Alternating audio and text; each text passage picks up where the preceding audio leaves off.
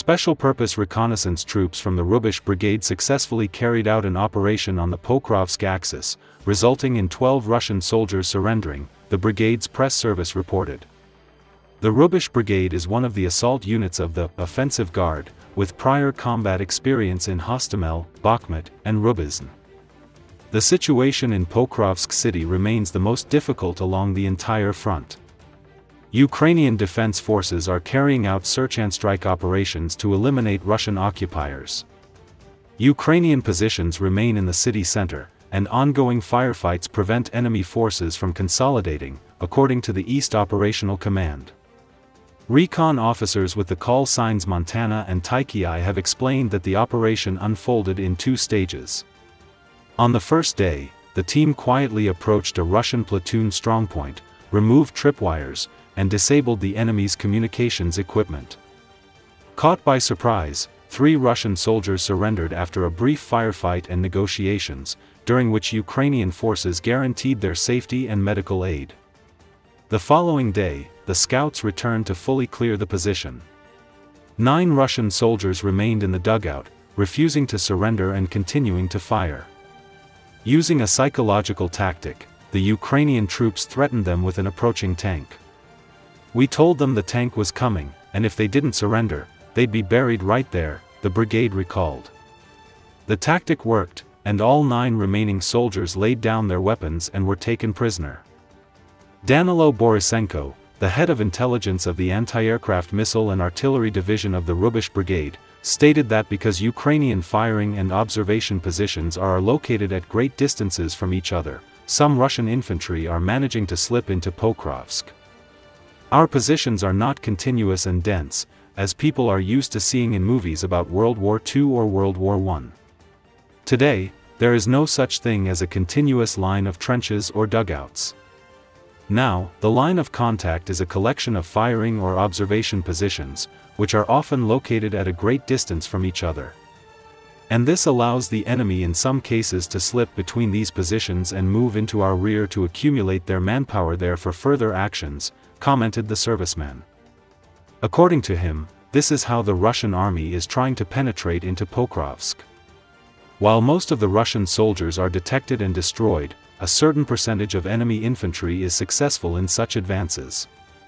Consequently, they try to gain a foothold, using every building as a firing position or shelter. Search and destroy operations take a lot of time to find and eliminate the enemy.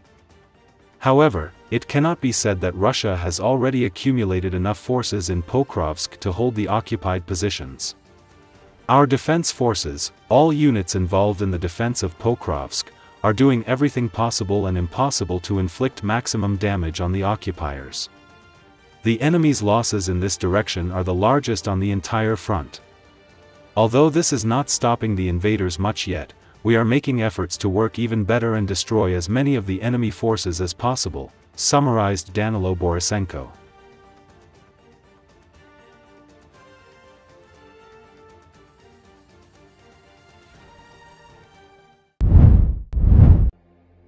Ukrainian President Volodymyr Zelenski told an international summit in Sweden that it is a critical moment to support Ukraine amid U.S. peace plan negotiations.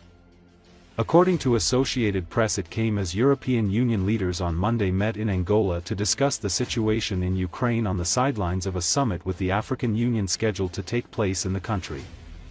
It followed Sunday's talks in Geneva between U.S. Secretary of State Marco Rubio and top Ukrainian officials about the American proposal to end the war in Ukraine. The 28-point blueprint drawn up by the U.S. to end the nearly 4-year war has sparked alarm in Kiev and European capitals. Ukrainian President Volodymyr Zelensky said on Monday he is working closely with the United States, with European partners, with many others to define steps that can end Russia's war against us, against Ukraine, and bring real security. There is a lot of noise in the media, a lot of political pressure, and even greater responsibility for the decisions ahead, he added. Top U.S. and Ukrainian officials said on Sunday they'd made progress toward ending the Russia-Ukraine war but provided scant details after discussing the American proposal that has sparked concerns among many of Washington's European allies that the plan is too conciliatory to Moscow. U.S. Secretary of State Marco Rubio said high-stakes talks in Geneva were very worthwhile and constituted the most productive day in a very long time.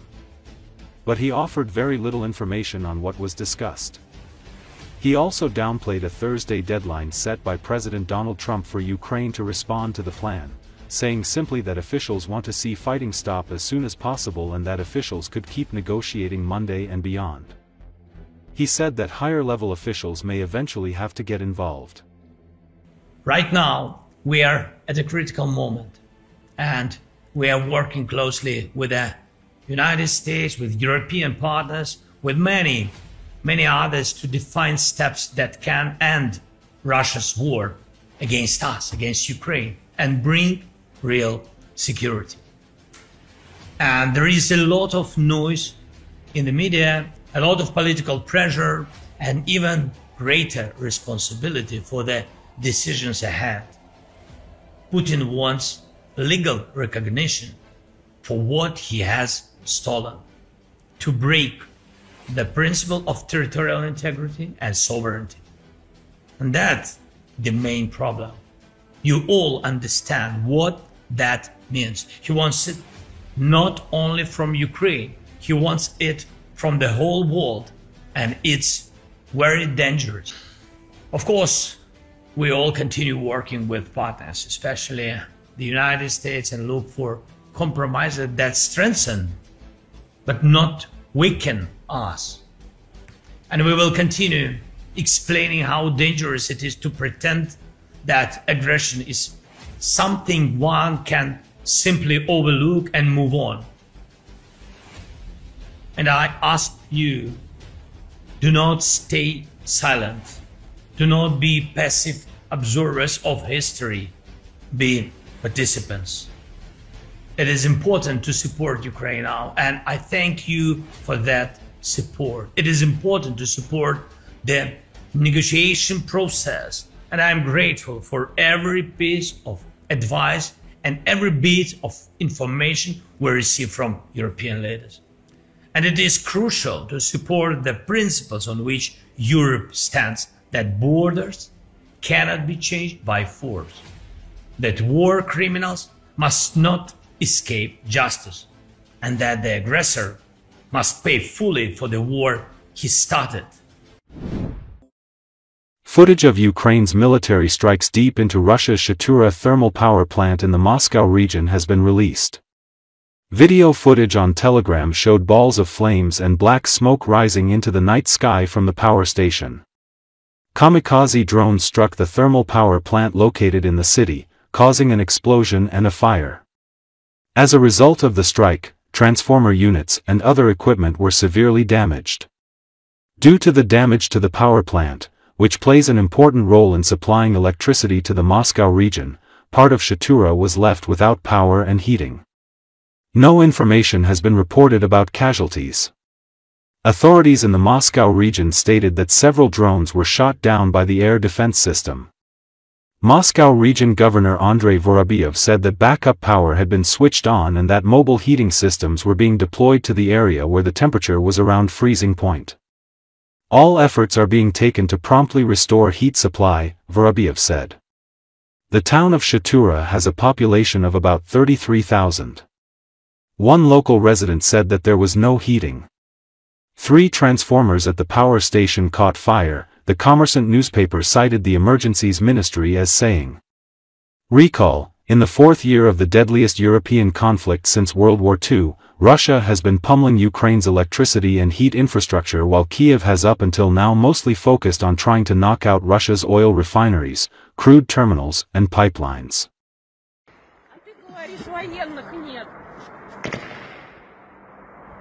Еб...